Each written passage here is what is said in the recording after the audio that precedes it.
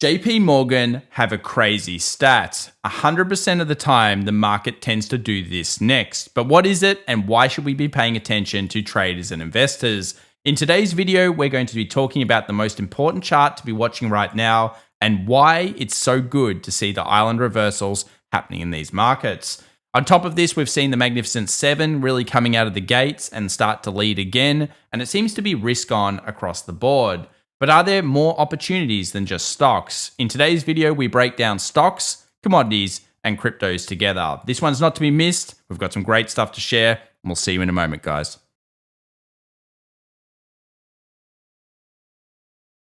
Well, welcome back everybody to The Daily Show. My name's Tom, and in today's video, we need to talk about the latest macro lead indicators and of course the data that will matter to you as a trader and investor. Let's get started with some big stats coming in here from JP Morgan first. And this is from their trading desk, and it shows periods of the S&P 500 where we've dropped at an incredibly aggressive rate from an all-time high within 1 month. And you guessed it, yes, they tend to be pretty good buying opportunities. This comes as no surprise, I'm sure, if you've been watching the channel for a little while, as we've been bullish off these significant lows. But as you can see here, guys, 3 months later, in every previous circumstance, that is 100% of the time, we have seen a rally. And a lot of these rallies have actually taken us to all-time highs. So could we be seeing the same thing in 2025, even though everybody is terrified in terms of the markets? Well, this is where, investigation comes in. And a lot of people are starting to make mention of the low volume on the recovery. The Qs are not doing that well and things are looking a bit shaky. Well, actually, you would be probably wrong when you look at that. In fact, when the Qs go up, and in this case, 6 straight days in a row, and volume is falling, you might be leading into saying, well, wait a second, that means the markets are going down. Well, again, you guessed it, 3 months later, yeah, the results seem to be pretty good. I thought the interesting thing about this, though, was take a look at 2 months later. A double dip seems to appear. 33% of the time, the market's up. The rest of the time, it isn't. So this is all very important stuff coming through here. Now, why could this dip also be part of a greater recovery?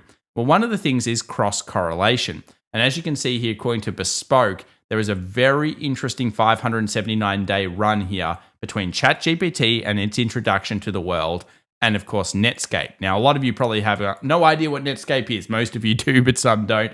Netscape was one of the original internet kind of explorers. That is, it was a browser company. And while it's no more, well, at least I don't think it's anymore, it was a big deal back in the day. And why is this? Well, it kind of kicked off the internet revolution. And as you'll notice, we did tend to see very aggressive sells during the internet revolution where it was like a concern and then all of a sudden things rallied super hard. Well, as you may notice, the correlation is significant. And I thought it was interesting to bring this up because the correlation is not just to Netscape. It's also to do with other big technological kind of advancements. Netscape, MS-DOS, AOL, remember them?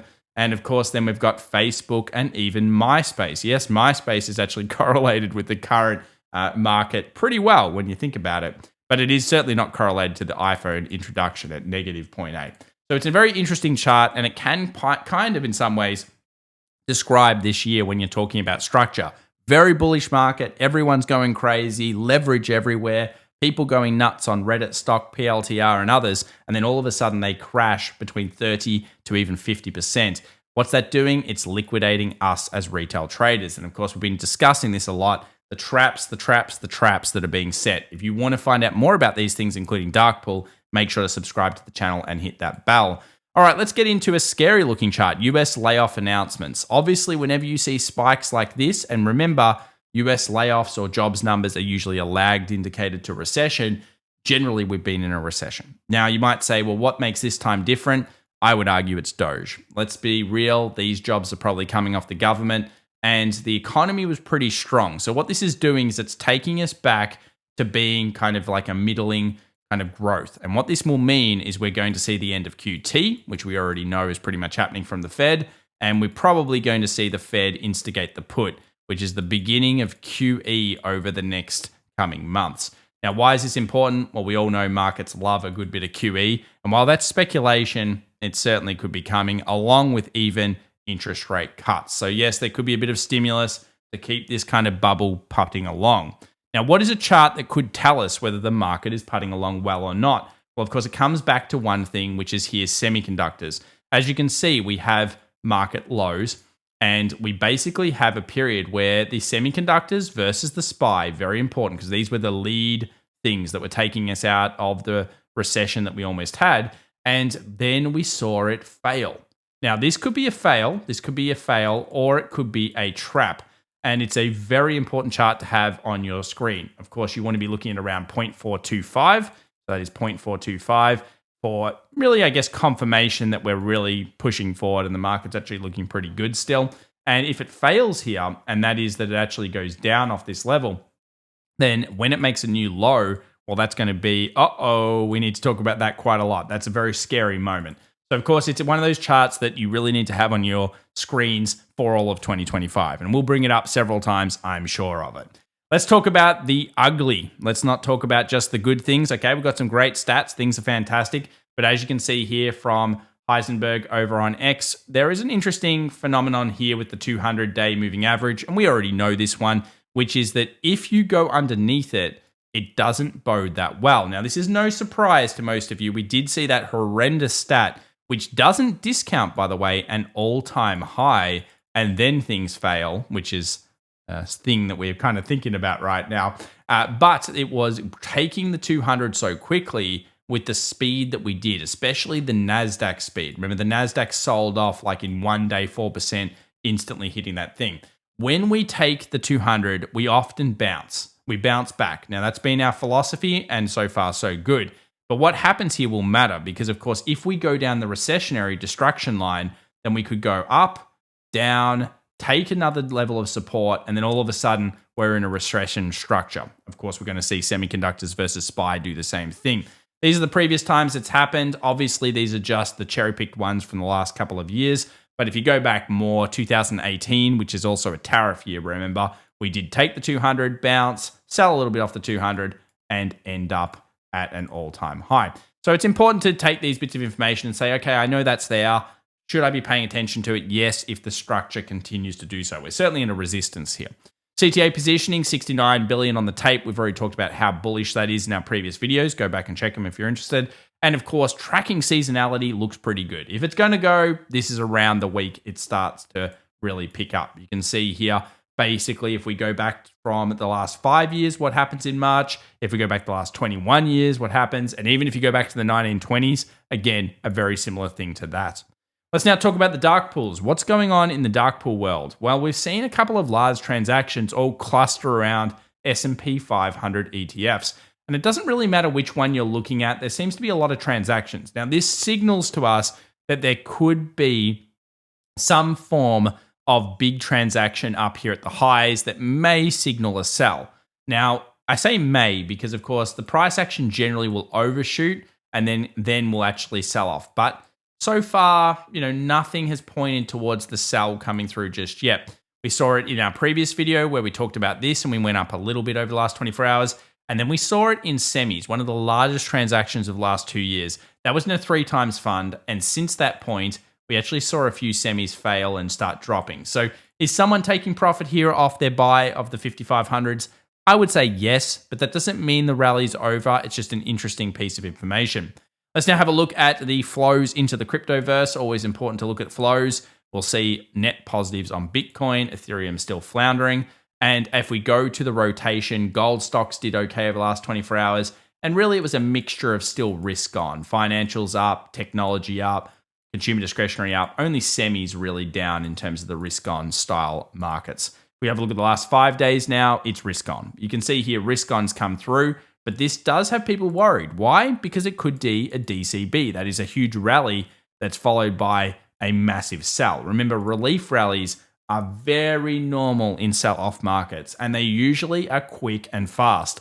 Although we did see some amazing stats for the Qs, and of course, JP Morgan's stat and the one we got the other day that was similar to JP Morgan's are very, very good indeed. They all look pretty good. Even if we undercut the lows, so far things look pretty bullish.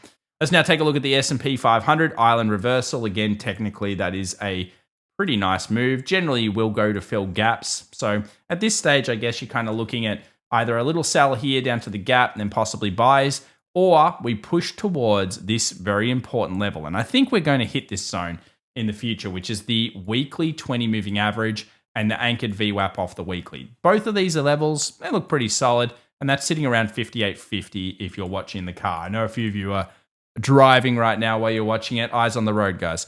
All right, let's move over here to the US 500. What's going on? Unless, of course, you're driving some kind of self-driving vehicle, which could be true. All right, US 500, what's going on here? We have options high and low levels. Obviously, a lot of confluence around here for potential sellers to come back in and push down to that gap.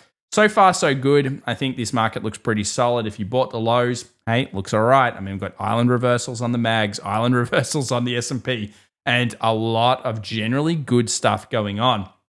And this is because, of course, we know that these tariffs have been speculated to be reciprocal, and there's all sorts of windbacks and roll-ons and things that are going on. So really, as we've said in 2025, ignore the news. If it's in the press, it's in the price. Follow on the flows, what they're doing, not what they're saying, and the data. And that seems to be working so far. Let's now break it down to what's happening here in the options world. As you can see, guys, that's a lot of calls. That's a lot of calls. There are a lot of calls. We're back in positive gamma for the S&P. And this basically means that the market can grind up slowly or really fast with squeeze style principles. And if the market does fall, it seems like, at least moving forward, that a lot of people are buying 5,700 puts. So that kind of helps. 5,650, 5,700 seems to be a pretty well struck put level. So I think that's kind of where the base is for now in terms of price action. And obviously markets are trying to push towards that 58.50 zone. What about the Tesla? Well, Tesla is probably sitting in around 300. You can see it on the calls. Doesn't matter which call strike you're looking at. Everyone's buying 300s. I don't think they'll be that correct, but ultimately that's where the positive gamma is pushing towards 300, and it's slowly grinding up there to those levels where we think there's going to be resistance. And then, of course, we find NVIDIA, which continues to struggle with 120 and 125. I still think 125 is ultimately a very big breakout technically, but you can see here 120 continuing to be a massive thing even through to June of this year. So there's a lot of 120 calls, and we need to break through that zone. Now let's go over to the lead indicators. What is telling us that things are improving? Well, firstly, the bonds. The bonds took out what seems to be a freak out, which is awesome for us. Of course, that's good for the base low to be in. ITBs showing mediocrity, but that's okay. At least it's not failing anymore. And XLY versus XLP, the American consumer, is coming back pretty strong. So that basically means it's a relief rally for now that could turn into amazing structure very soon. The US dollar seems to be basing at this stage in terms of the smaller timeframes. As you jump down to the daily and the 4 hour, there's some relief here. So I guess I'd be a little bit bullish on the dollar in short term and bearish on the dollar on the long term. I think that's being engineered. And of course, as you can see here, gold hit our 3,000, and we continue to think it's just going to chill for a little bit, reset some indicators, and then ultimately, hopefully, go towards 3,600 by the end of the year. Silver, on the other hand, has been our preferred metal over the last couple of weeks, and so far, it is improving. Look at this. Very nice day trade, by the way. If anyone's part of our day trading masterclass, that is a masterclass in day trading. Well done. You probably got a 2-to-1 already on that trade, so well done to you. US oil, links in the description down below, fxevolution.com if you're interested in more about that stuff. US oil, again, it is a repeatable trade, that one.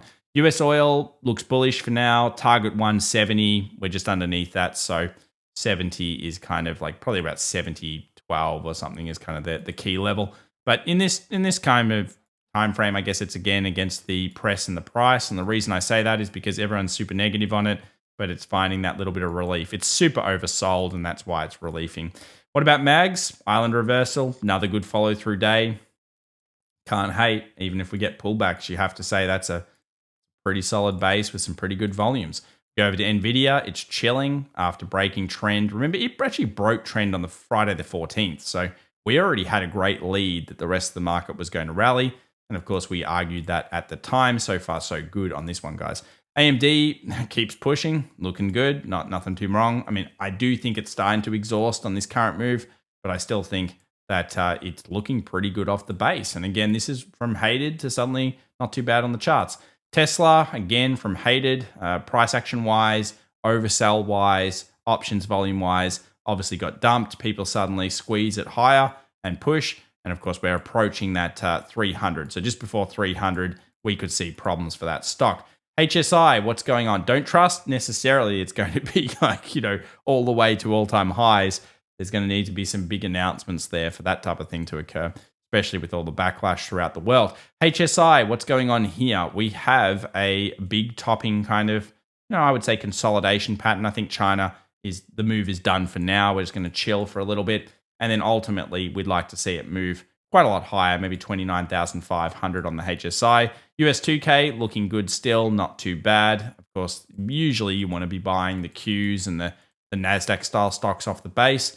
And you can see why it's doing a little bit better in the NAS. But yeah, everything is kind of pointing towards, okay, we've got some recovery. We've got some gaps. We've got some good solid put levels down here. We've got a lot of calls starting to pile in. This could be a trap to shake some retail out. But overall, the stats are still bullish on a 3-month run. And then, of course, Bitcoin just chilling, long leg doji, no changes to our previous thoughts, which is slight small time frame improvements and really nothing else. I mean, at this stage, we're certainly not through those 92,000s or anything like that. And it goes across all the crypto markets. They all look the same. For the rest of the week, we have the GDP, which is going to come out for the US on Thursday. And then, of course, we have the core PCE, which is the Fed's favorite little method of figuring out what's going on with inflation. We'll see what happens there. Ultimately, it's really up to the price action, the market makers, and the big movers. As always, guys, you need to stay informed. If you enjoyed today's video, make sure to subscribe, smash that like button, follow us over on X as well, and on my LinkedIn as well if you want to. I do post a bit of psychological stuff there in terms of, the psychology of trading and how to do better. I think the roundup for today is it all looks pretty okay. I wouldn't be surprised for a small sell-off.